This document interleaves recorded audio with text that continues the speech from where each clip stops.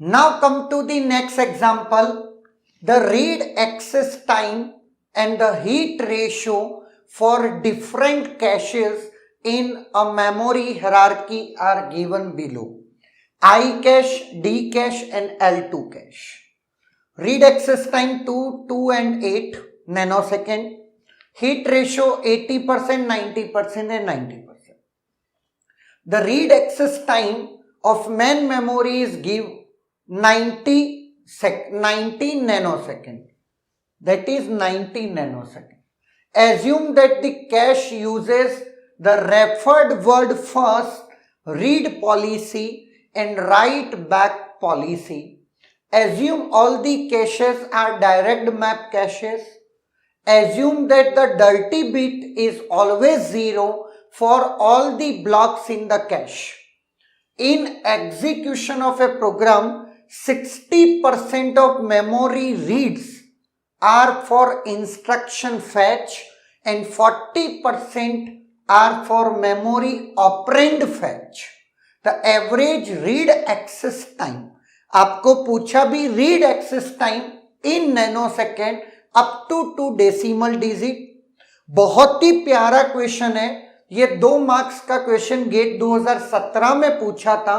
यहां पर मैं आपको एक चीज बताना जा रहा हूं, वो आप सुनिएगा। इंस्ट्रक्शन कैश और data cache, levels of caches तो हमने पढ़ी।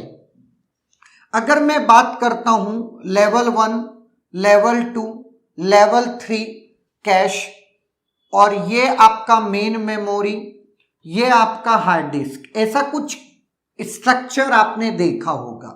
एक्चुअली क्या होता है, लेवल 1 कैश को हम 2 तरीके से डिवाइड कर देते हैं, एक आई कैश और एक डी कैश, जिसमें आई कैश का मतलब cash for instruction and D cash मतलब कैश फॉर डेटा ऑपरेंड, जिसे अपन बोलते हैं। क्लियर है?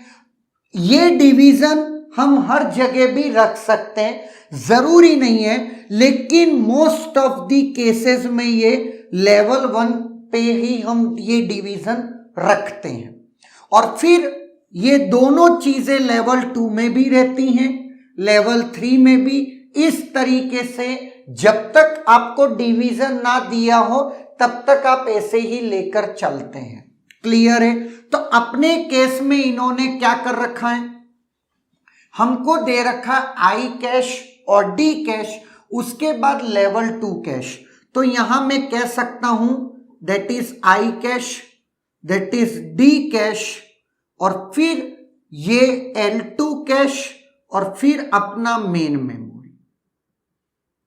ये कहानी कुछ इस तरीके से होगी। नाउ जब भी इंस्ट्रक्शन फैच की बात आएगी तो मैं आई कैश में जाऊंगा, वहां मिलेगा तो ठीक, नहीं तो L2 कैश के पास जाऊंगा, वहां मिलेगा तो ठीक, नहीं तो मेन मेमोरी के पास जाऊंगा, है ना। लेकिन जब भी ऑपरेंड फैच की, ये इंस्ट्रक्शन फैच है, जब भी ऑपरेंड फैच की बात आएगी तो मैं डेटा कैश के पास जाऊंगा, यहां मिला तो ठीक, नहीं तो मैं L2 कैश के पास जाऊंगा, नहीं तो मैं मेन मेमोरी के पास जाऊंगा। ये मेरी कहानी रहेगी, है ना, इसमें कोई दो राय नहीं है। नाउ अब इस क्वेश्चन को अपन सॉल्व करते हैं। तो सबसे पहले आप देखिएगा, अपन इंस्ट्रक्शन फैच की बात करते हैं। इंस्ट्रक्शन फैच के लिए हमको कितना टाइम लगा? 80% हमको लगता है अगर वो आई कैश में हिट हो जाता है तो 2 नैनोसेकेंड लगता है 80% ऑफ द टाइम।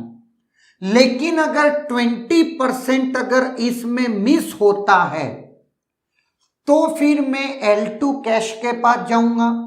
क्या वहां 100% के साथ है? नहीं है, यहां 90% टाइम मुझे क्या हो जाता है, मिल जाता है। तो L2 का समय प्लस आपका L1 का आई कैश का समय, है ना। जैसे अपन हायरार्किकल मेमोरी का फॉर्मूला हमने जो लिखा है, और ये मैंने पहले ही आपको बता रखा है, इसके 2-3 तरीके हैं, तो कंफ्यूज होने की जरूरत नहीं है। मैं कभी भी शॉर्टकट यूज नहीं करता हूं। क्लियर है? नाउ नहीं तो कुछ लोग 80% of 2 nanosecond and 20% of 2 nanosecond, तो यहां पर 2 नैनोसेकेंड को पहले लिखते हैं और फिर आपका 80 इंटू वो वाला केस लिखते, तो वो मैं ये नहीं लिख रहा हूं, है ना। मेरे केस में मैं यही वाला फॉर्मूला अप्लाई करता हूं। नेक्स्ट, और 10% पे मुझे आपको L2 में भी नहीं मिला। जब L2 पे भी नहीं मिला तो आपको मिलेगा कहां? 2 + 8 + 90 मेन मेमोरी में मिला है या ना। ये समय मुझे किसके लिए लगा? इंस्ट्रक्शन फैच के लिए लगा।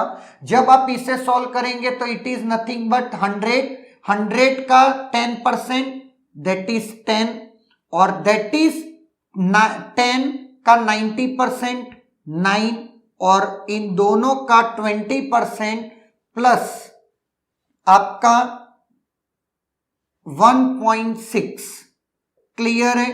तो ये आपका आया 19 का 20% इज 38, 3.8 एंड 1.6 दैट इज 5.8 और 5.4। ये मुझे लगा किसका? इंस्ट्रक्शन फेच का टाइम। ना ऑपरेंड फेच की बात करते हैं। ऑपरेंड फेच में आप डी कैश के पास जाएंगे, ऑब्वियस है, 0.90 इंटू 2 नैनोसेकेंड प्लस 0.1 इंटू, अब मुझे डी कैश में नहीं मिला तो अगेन मेरा 90% मुझे चांस है कि वो कहां मिल जाएगा? L2 में। तो 2 + 8, और नहीं मिला तो मेरा कहां पे है? 2 + 8 + 90 है या ना। नाउ जब आप इसे सॉल्व करेंगे तो सॉल्व क्या करेंगे? हम करके ले आए हैं ना, ये 19 है, ये हम ऑलरेडी कर चुके हैं, तो दैट इज 19। तो 0.10 इंटू 19 प्लस ये आपका आ गया 1.8, तो 1.8 + 1.9 दैट इज 3.7 नैनोसेकेंड। क्लियर है? नाउ अब आपको एवरेज रीड एक्सेस टाइम चाहिए। एवरेज रीड एक्सेस टाइम, चाहे वो इंस्ट्रक्शन फैच और ऑपरेंड फैच सबका मिला करके 60% रीड फॉर इंस्ट्रक्शन फैच है।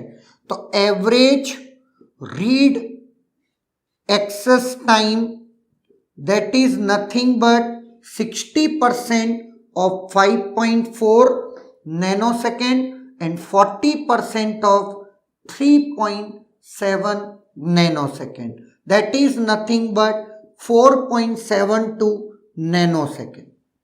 क्लियर है? हायरार्किकल मेमोरी में कुछ लोग शॉर्टकट अप्लाई करते हैं फॉर्मूला वाला। अपन कौन सा यूज करते हैं? अगर याद रिमाइंड करो तो H1 T1 + 1 minus H1 T1 + T2, ये वाला फॉर्मूला यूज करते हैं। जब आप इसको ओपन करेंगे तो फिर यहां पर जो लोग यूज करते हैं वो T1 + 1 - H1 T2, ये वाला फॉर्मूला है। और अपने 3 लेवल में हम लोग क्या यूज करते हैं? H1 T1 + 1 - H1 bracket open, H2 T1 + T2 and 1 - H2 T1 + T2 + T3। Clear है? ये चीजें हम ओपन करते हैं, लेकिन इसी जब आप सॉल्व करोगे, यही मैंने फॉर्मूला अप्लाई किया है जो अपन ने सबसे पहले कैश मेमोरी में, लेवल्स ऑफ मेमोरी में पढ़ा था। क्लियर?